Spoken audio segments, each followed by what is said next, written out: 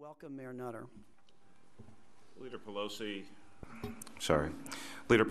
and Chairman DeLauro, Chairman Andrews, and all the members of the House Democratic Steering and Policy Committee, let me first say, you make me very proud. I'm very proud of the opportunity to be with you, and more importantly, that you've taken the time to try to address these issues. I'm Michael A. Nutter, Mayor of the City of Philadelphia, President of the U.S. Conference of Mayors. We are joined by a number of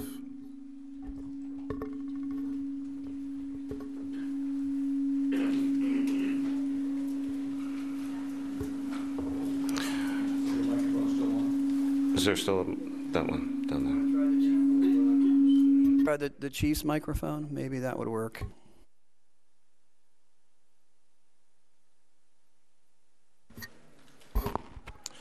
We are joined today by a number of mayors. I saw earlier Mayor Ryback, Mayor Seti Warren, and a number of us are also members of the organization Mayors Against Illegal Guns, which has provided tremendous leadership by Mayors Bloomberg and Menino. And to all the mayors who are here, thank you for your leadership as well. I'm honored to appear before you this afternoon on behalf of the U.S. Conference of Mayors to discuss with you the views of the nation's mayors on what we must do to reduce gun violence in this nation and to make our cities and towns, our streets, our schools, our theaters, our places of worship safer places for all of our people. Again and again and again, Americans have been stunned by senseless violence and acts of violence involving guns. The December 14th, 2012 tragedy targeting young children in Newtown remains incomprehensible. Too many times during the last year, mayors have expressed shock at a mass shooting.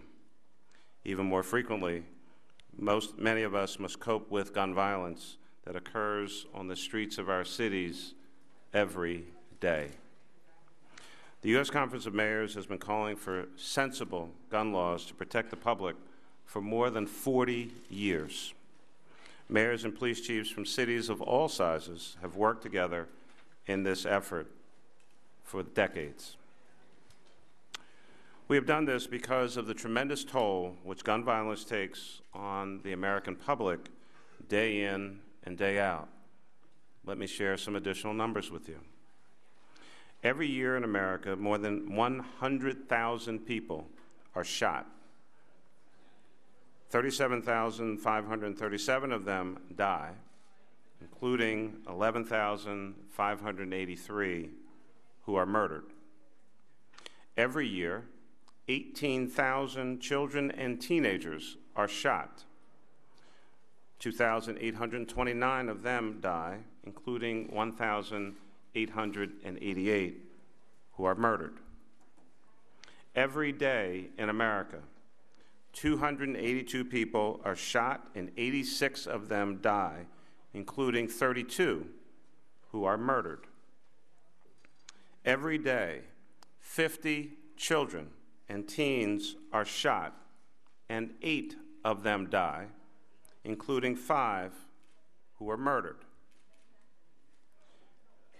If this was disease killing that many people, if this were accidents killing that many people, if this were bags of tainted spinach killing that many people, this country would immediately take swift action to stop that kind of death toll. But somehow, some are seemingly paralyzed when it comes to guns and violence. But I would only repeat what Congresswoman McCarthy said. This time is different, and it must be. Gun violence disproportionately affects urban areas. Our 50 largest metro areas have 62 center cities, and these cities account for 15% of the population but 39% of gun-related murders and 23% of total homicides. Philadelphia, like many major cities, has struggled to control gun violence for years. However, despite our recent successes at employing more effective policing techniques, deaths due to gun violence have not dramatically fallen. Let me use one set of statistics to illustrate this point. Last year, the number of shooting victims in Philadelphia was 1,282. This is actually down considerably from the year before and was the lowest number since we began tracking shooting victims in 2000. However, the number of homicides was actually slightly up last year, 331, 7 more than the previous year. How are these two statistics possible? The answer is that the homicide victims have more bullets killing them. Or to put it another way, there are more rounds being fired and more intentional headshots. So despite better policing, when someone in Philadelphia is shot, unfortunately, they may be more likely to die, even though there are fewer shooting victims. We had an 11% increase last year in Philadelphia in headshots. We had a 30% increase in the number of bullets found at scenes measuring more than 20 rounds at a location. Let me note that Pennsylvania does not have stringent gun restrictions. And when the city of Philadelphia adopted stricter gun laws a few years ago, the state Supreme Court struck some of those laws down. That is why we need federal legislation, comprehensive, common sense federal legislation for all of us to be safe.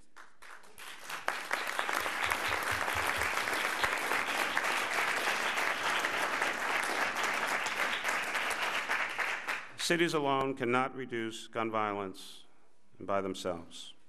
We are doing everything that we can, but still losing the battle thanks to the proliferation of guns in our nation. Philadelphia's story is not unique. Mayors everywhere struggle with gun violence, using scarce city resources to fight it, resources which we should be using to educate our children, create jobs for our residents, and revitalize our cities. In an open letter to the President and the Congress, sent just 3 days after the Newtown massacre, we urged immediate action, and over 200 mayors signed on to that letter. We called on the President to exercise his powers through executive orders and the Congress to introduce and pass legislation to make reasonable changes in our gun laws and regulations. Specifically, we called on Congress to 1, enact legislation to ban assault weapons and other high-capacity magazines that is now being prepared by Senator Dianne Feinstein and many others. 2, strengthen the national background check system and eliminate loopholes in that system. And 3, strengthen the penalties for straw purchases of guns. Today, of course, President Barack Obama and Vice President Biden released the administration's plan to reduce gun violence, both through new legislation and executive action. I was honored to be at the White House earlier today for that release, and I can tell you that the administration clearly listened closely to the recommendations which the mayors have offered. The nation's mayors urge the Congress to give that report full consideration and to move swiftly forward on the legislative action that it requires. We know that preventing gun violence, whether it is mass shootings in a school or a murder on a street corner, will take much more than just strengthening our gun laws. We need to reverse the culture of violence in our nation so that violent acts are not the first response of settling a difference or compensating for a wrong. We need to strengthen and more adequately fund our mental health system so that we can identify troubled individuals earlier and get them the help that they need. Lastly, in addition, I personally support the creation of a National Commission on Domestic Terrorism, Violence, and Crime in America, which would examine the issues of violent crime and its prevention, and put forward recommendations on what government can do on a local, state, and national level to reduce domestic terrorism, violence, and crime, and prevent attacks such as those we witnessed in Newtown, Aurora, Tucson, and at Virginia Tech. Yesterday, as mayor of Philadelphia, I also announced and put forward for our city something I refer to now as the Sandy Hook Principles. These principles are a call to action for corporations to heed the basic core values of American citizens in promoting the health, safety, and well-being of our communities. The objective of these principles is to influence the behavior of gun and ammunition manufacturers, distributors, and retailers by establishing a baseline standard for responsible conduct of their business.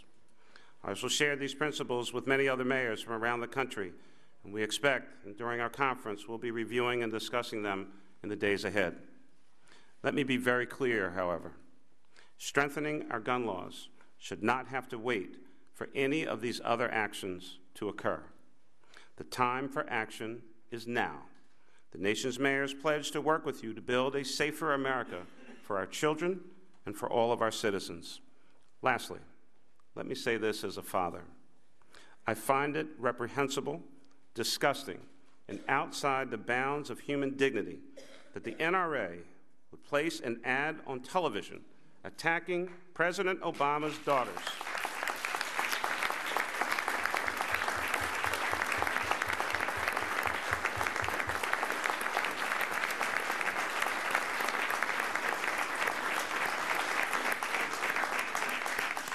Even in this, at times, outrageous business of politics, in which we are all engaged, we must have the sense to not attack the families and children of those of us engaged in public service.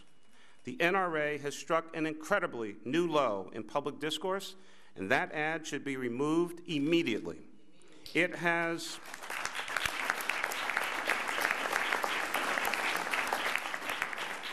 That ad has no place in the legitimate dialogue that must take place in order to make this country safer for all of us, especially our children. Thank you, Madam Leader.